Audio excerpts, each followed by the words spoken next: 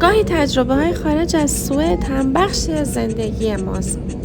همین که رسیدیم اسپانیا مستقیم رفتیم پیش دوستامون که اونا هم برای تعطیلات از سوئد برای 2-3 هفته اومده بودن اونجا.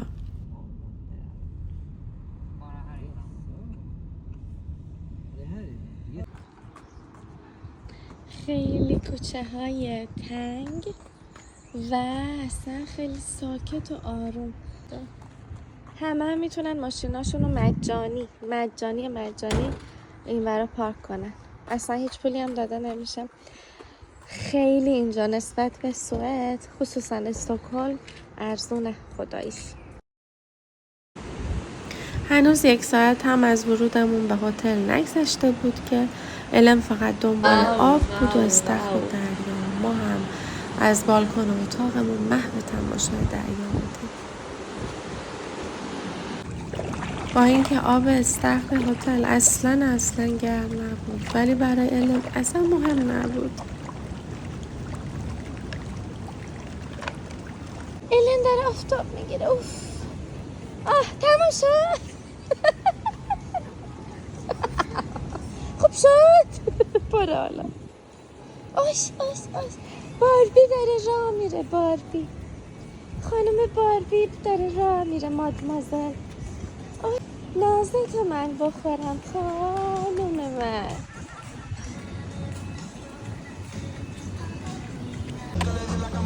ما هم یه مرکز خرید بزرگ پیدا کردیم که قیمتاش نسبت به سوئد خیلی مناسب تر بودن و جالب اینجاست که مردم از جاهای مختلف می اومدن و حسابی خرید می کردن.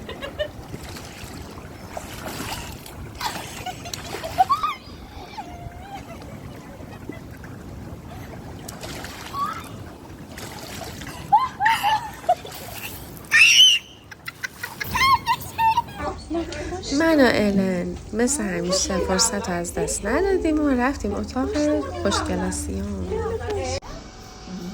دوست داری الن؟ دوستش داری؟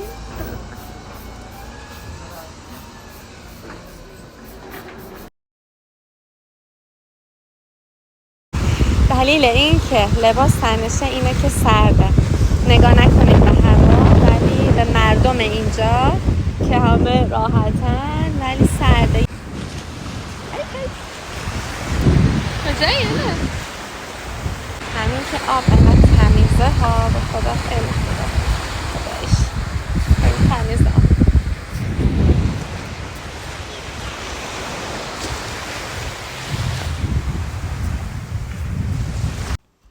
انقدر که طبیعی هن نارنگی های اسپانیا اصلا اخوردنش سیر نمیشید. بچه خوب که بچه ها هر جا که میرن هم بازی خودشون رو پیدا میکنن. تو اون فرصت الن همیشه استفاده میکنه و هم بازی خودشون رو پیدا میکنه.